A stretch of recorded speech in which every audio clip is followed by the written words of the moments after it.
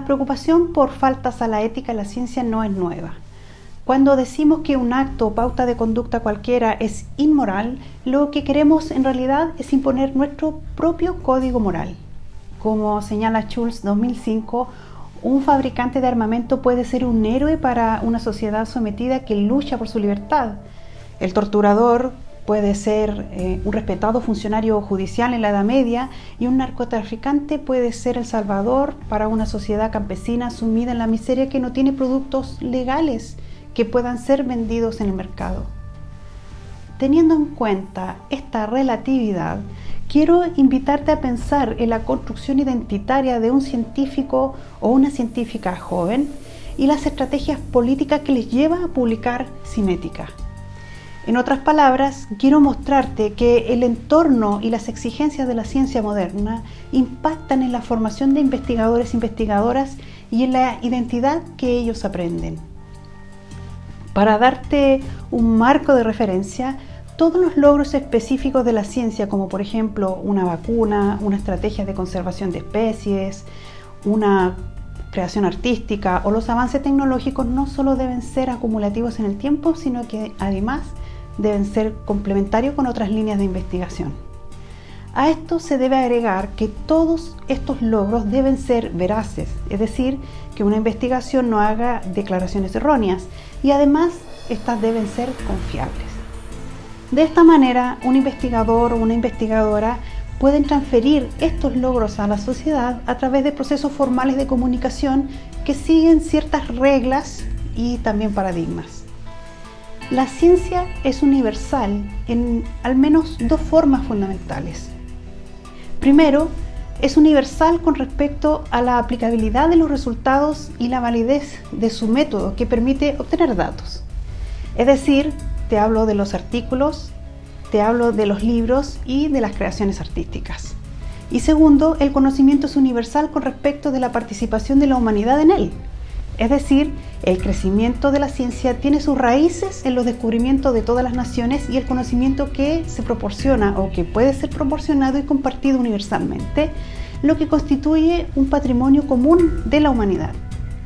Entonces, teniendo en cuenta la calidad del trabajo propio, un científico o una científica deben poder estar seguro o segura que la investigación de sus colegas se dirige únicamente a hacer declaraciones correctas sobre los fenómenos, sean estos naturales o sociales.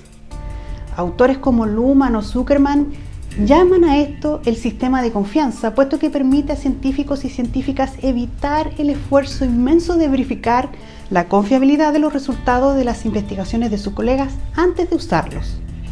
Pero además, el conocimiento científico es confiable no porque los científicos y científicas sean más inteligentes, honestos o sean más objetivos que otras personas como tú o yo, sino porque sus afirmaciones están expuestas a la crítica y la replicación. Estos temas los analizo con mucha más profundidad en un video anterior en mi canal, así que te invito a verlo y analizarlo para que lo puedas articular con este video. Ahora, sigamos con el tema de la identidad y fíjate, las investigaciones señalan que la construcción identitaria en las ciencias es la identidad que se construye a lo largo del tiempo que se desarrolla una persona en el área de la ciencia. En este ejemplo te muestro una representación que construí para explicar ese desarrollo.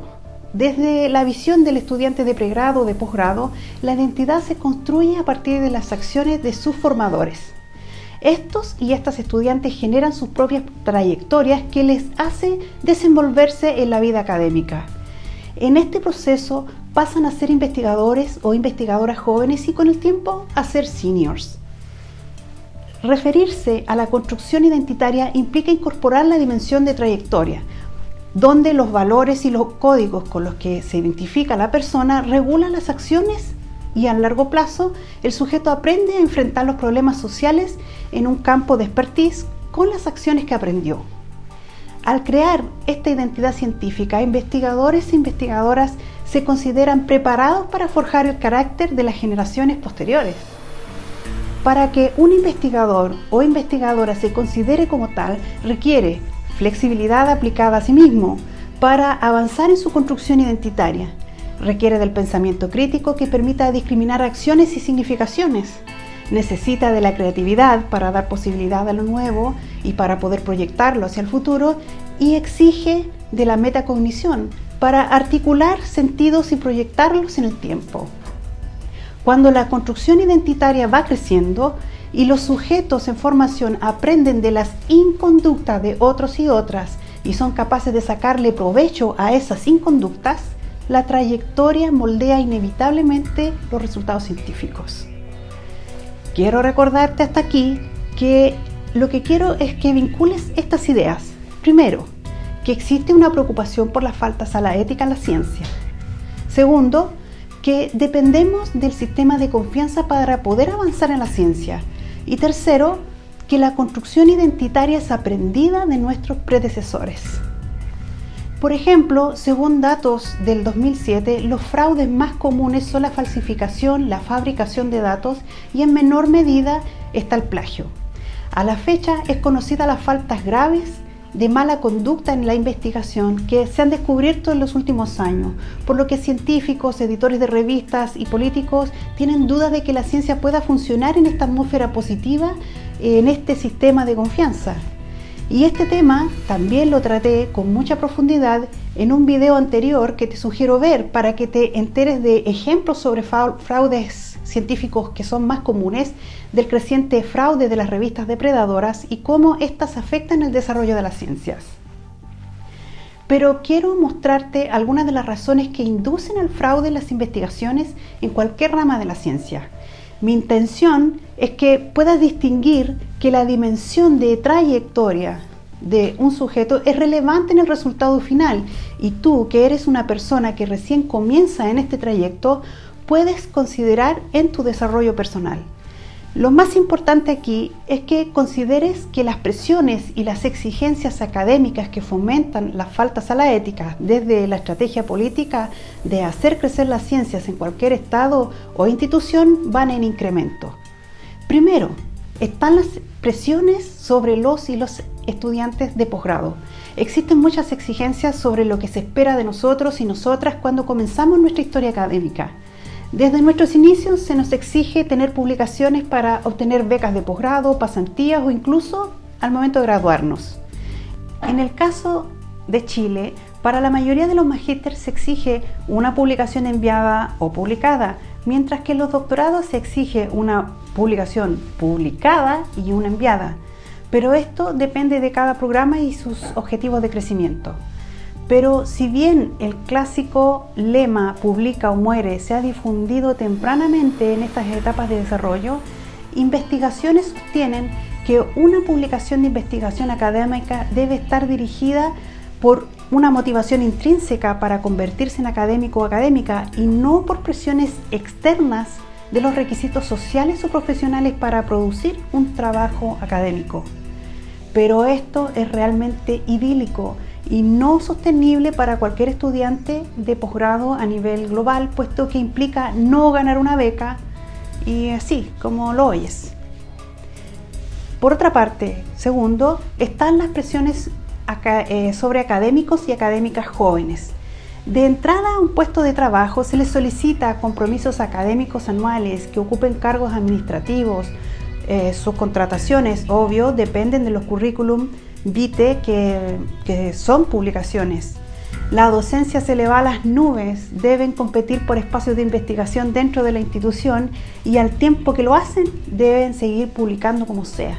Se les solicita jerarquía académica porque además no pueden pertenecer a los claustros de posgrado sin jerarquía, o al menos por un tiempo.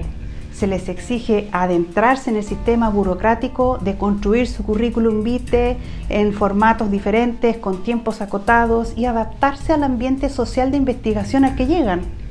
Y como si fuera poco, ese espacio académico al que llegan ya tiene su propia construcción identitaria, por lo que los investigadores e investigadoras jóvenes se abruman por querer publicar rápido en el estrecho margen de tiempo que manejan. Tercero, están las presiones institucionales y las competencias profesionales. Una vez que estos investigadores e investigadoras se identifican con este nuevo patrón de identidad, entonces nuestras instituciones exigen productividad para permanecer en los rankings nacionales e internacionales. En el caso de los colegas de ciencias sociales, a veces son presionados a publicar al estilo de las ciencias naturales, con publicaciones de alto impacto y con muchos proyectos concursables. Se exige cada vez mayor productividad, se exige permanecer en los claustros de posgrado. Las acreditaciones también generan otras identidades adicionales como sentirse UChile, UPB, UCN, UA, etc. Y el problema recurrente es que esta exagerada vanidad y ego de los investigadores e investigadoras también nos ha dado una mala fama entre los estamentos de nuestras universidades, y me refiero al elitismo universitario que también afecta dentro del mismo estamento académico a las personas. Es decir, si eres de los que publica poco, no perteneces al grupo de los favorecidos. Y claro, entre todas estas presiones debemos transformarnos además en laboratoristas, investigadores, en financistas, en profesores, consejeros de colegas o estudiantes, porque también somos personas que somos empáticas y queremos ayudar a otros y a otras. Cuarto, están las presiones de indicadores artificiosos del mercado de las ciencias. Este punto es importante de considerar, puesto que hoy nos miden por los índices de impacto de las revistas donde publicamos. El índice Q de las revistas, el índice H de los investigadores o investigadoras. Y en el contexto general, estas presiones artificiosas nos dan la indicación de lo que puedes y no puedes citar, y la indicación de lo que debes publicar y dónde hacerlo. Fíjate, hace un tiempo expuse en un claustro triestamental de universidades del Estado de Chile y se consultó mi opinión sobre publicaciones que nadie lee y por qué no nos dedicábamos a publicar bien. Entonces me pregunto, ¿publicaciones que nadie lee porque tienen baja citación? ¿Qué es publicar bien? El mecanismo de publicar datos científicos está manejado de manera permanente, y si una publicación no se lee hoy, tal vez sea una revolución en 5 décadas más. ¿Quién sabe? Quinto, y vinculado a lo anterior, las presiones sobre lo que debemos leer y citar. Y claro, al final, ¿qué debemos producir? Creo pertinente leerte esta definición para dimensionar el sistema de mercado que rige las ciencias y que se refiere a la literatura gris.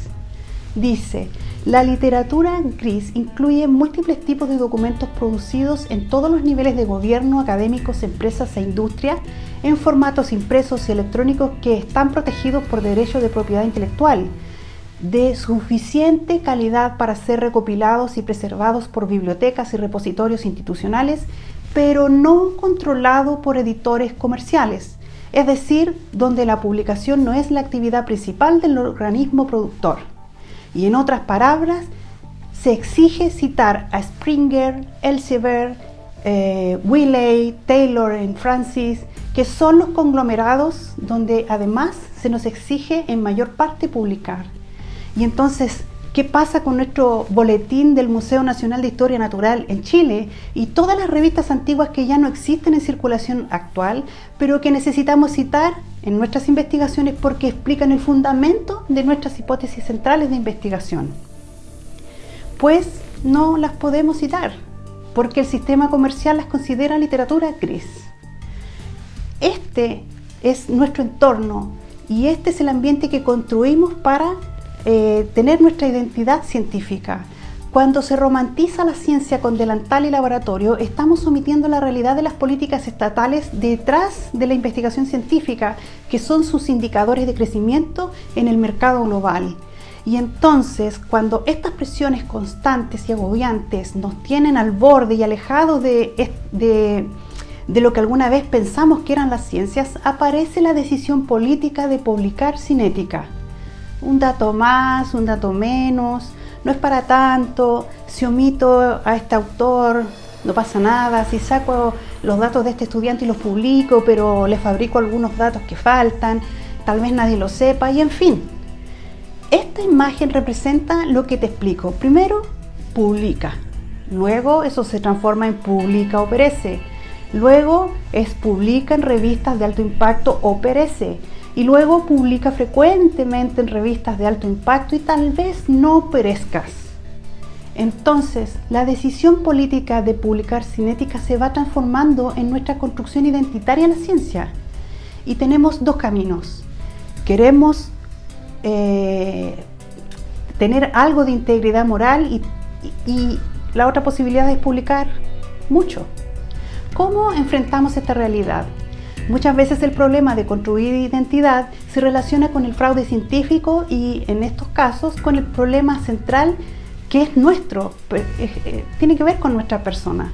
Autores como Rhodes o Franzas tienen algunas luces que se relacionan con ver nuestro entorno y de aprender las malas conductas científicas desde nuestros predecesores y también de nuestros coetáneos. Y estas son 5 situaciones descritas. Primero, nos identificamos y solidarizamos de forma equivocada con las malas conductas de otros. Absorbemos la experiencia dolorosa de la deslealtad cuando los datos son usados sin nuestro consentimiento. Aprendemos a obedecer la cadena de mando donde una orden a cometer una mala conducta es simplemente obedecida. Desarrollamos miedo y vergüenza a exponernos como denunciantes cuando vemos malas conductas en ciencias. Desarrollamos miedo a sufrir acusaciones y represalias como denunciantes. Entonces te invito a reflexionar sobre tu propia construcción identitaria científica y analices más profundamente la estrategia política que vas a tomar en tu trayectoria académica. ¿Publicar con ética o publicar sin ella? Este tema es amplio y da para muchos e increíbles videos. Espero que te haya gustado esta reflexión. Puedes ver otros temas éticos y ambientales en mi canal y escribe en los comentarios si quieres que desarrolle algún tema de manera particular para crear estos contenidos y tener más interacción entre todos. ¡Chao!